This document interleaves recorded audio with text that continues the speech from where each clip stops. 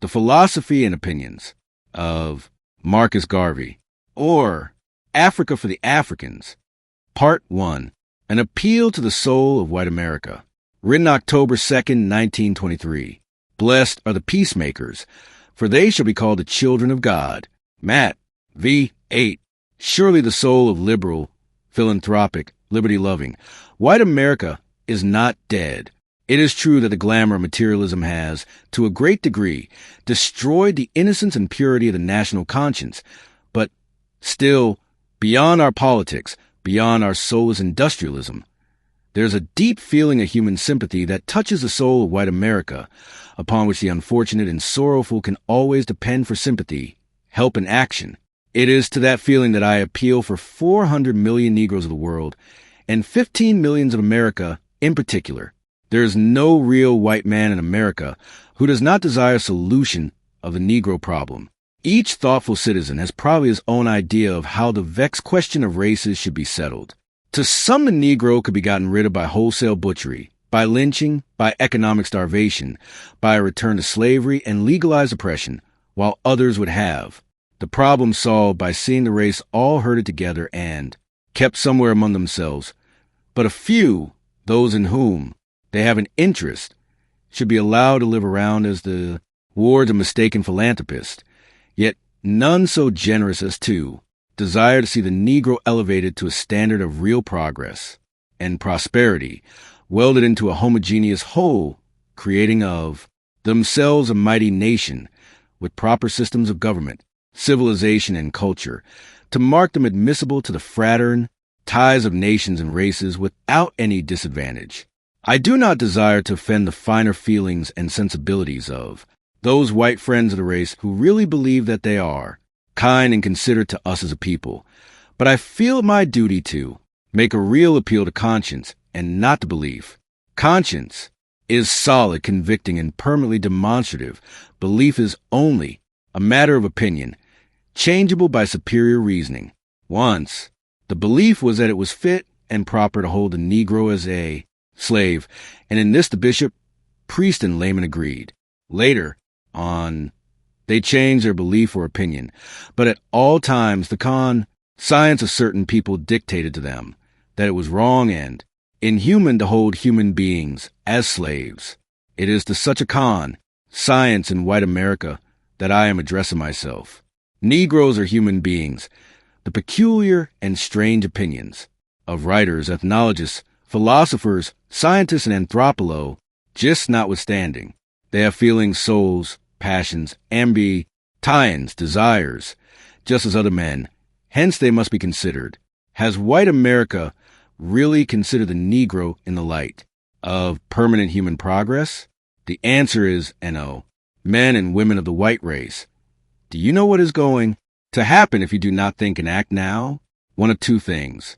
You are either going to deceive and keep the Negro in your midst until you have perfectly completed your wonderful American civilization with its progress of art, science, industry, and politics, and then, jealous of your own success and achievements in those directions, and with the greater jealousy of seeing your race, pure and unmixed, cast them off to die in the whirlpool of economic starvation, thus getting rid of another race that was not intelligent enough to live. Or you simply mean by the largeness of your hearts to assimilate 15 million Negroes into the social fraternity of an American race that will neither be white nor black.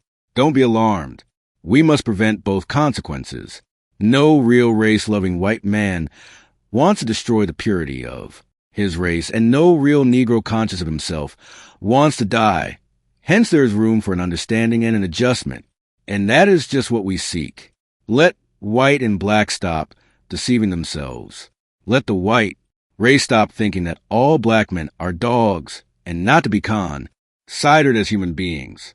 Let foolish Negro agitators, and so-called reformers, encouraged by deceptive or unthinking white associates, stop preaching and advocating the doctrine of social equality, meaning thereby the social intermingling of both races, intermarriages, and general social correlationship. The two extremes will get us nowhere other than breeding hate and encouraging discord, which will eventually end disastrously to the weaker race. Some Negroes, in the quest of position and honor, have been admitted to the full enjoyment of their constitutional rights. Thus we have some of our men filling high and responsible government positions. Others, on their own account, have established themselves in professions, commerce, and industry. This the casual onlooker, and even the men themselves, will say carries a guarantee and hope of social equality and permanent racial progress. But this is a mistake. There is no progress of the Negro in America that is permanent, so long as we have with us the monster evil, prejudice. Prejudice we shall always have between black and white, so long as the latter believes that the former is intruding upon their rights.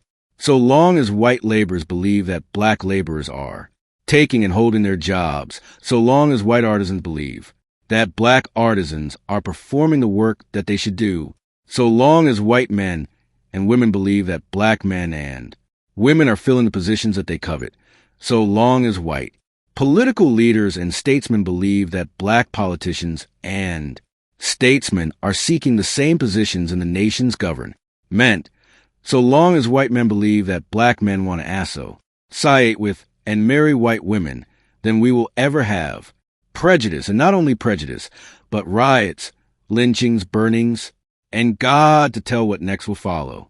It is this danger that drives me mad. It must be prevented. We cannot allow white and black to drift along unthinkingly toward this great gulf and danger that is nationally ahead of us. It is because of this that I speak, and now call upon the soul of great white America to help. It is no use putting off. The work must be done, and it must be started now. Some people have misunderstood me. Some don't want to understand me. But I must explain myself for the good of the world and humanity. Those of the Negro race who preach social equality, and who are working for an American race that will, in complexion, be neither white nor black, have tried to misinterpret me to the white public and create prejudice against my work. The white public, not stopping to analyze and question the motive behind criticisms and attacks, aimed against new leaders and their movements, condemn without ever giving a chance to the criticized to be heard.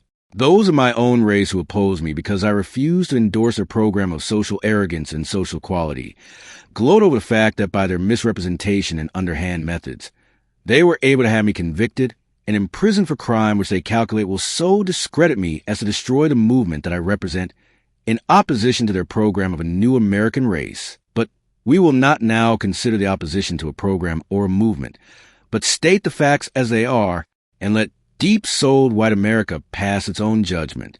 In another 100 years, white America will have doubled its population.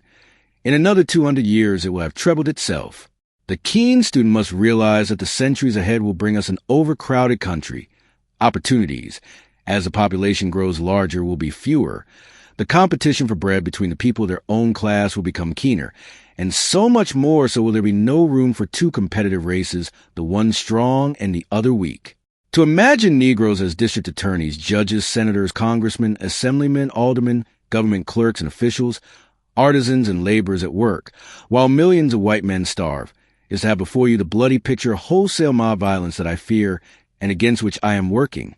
No preaching, no praying, no presidential edict will control the passion of hungry, unreasoning men of prejudice when the hour comes.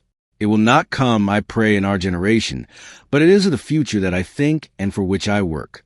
A generation of ambitious Negro men and women, out from the best colleges, universities, and institutions, capable of filling the highest and best positions in the nation, in industry, commerce, society, and politics.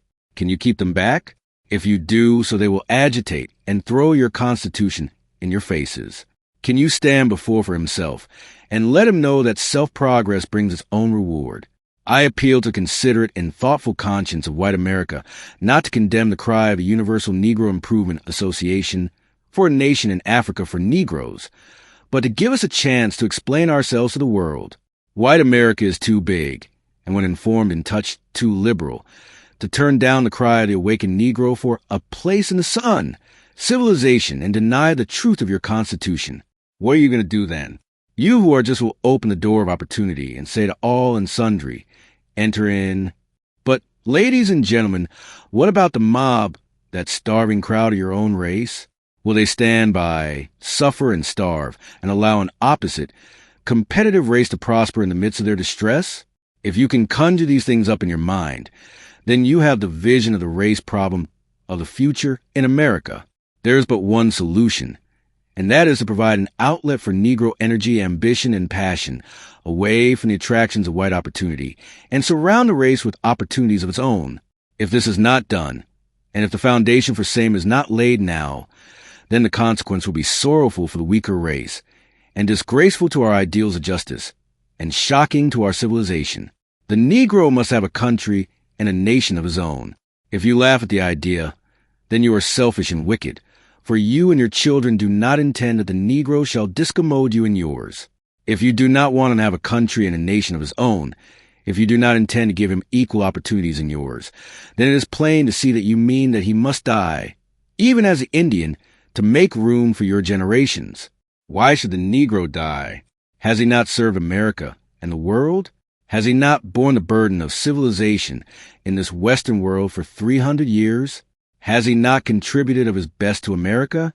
Surely all this stands to his credit. But there will not be enough room, and the one answer is find a place. We have found a place. It is Africa, and as black men for 3 centuries have helped white men build America. Surely generous and grateful white men will help black men build Africa. And why shouldn't Africa and America travel down the ages as protectors of human rights and guardians of democracy? Why shouldn't black men help white men secure and establish universal peace? We can only have peace when we are just all mankind. And for that peace and for the reign of universal love, I now appeal to the soul of white America. Let the Negroes have a government of their own.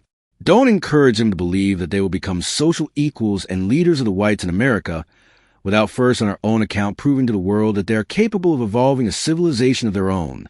The white race can best help the Negro by telling him the truth and not by flattering him into believing that he is as good as any white man without first proving the racial, national, constructive metal of which he is made.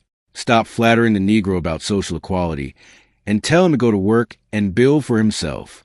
Help him in the direction of doing for himself, and let him know that self-progress brings its own reward.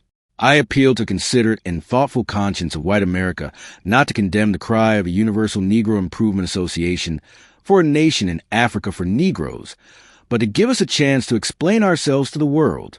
White America is too big, and when informed and touched, too liberal, to turn down the cry of the awakened Negro for a place in the sun.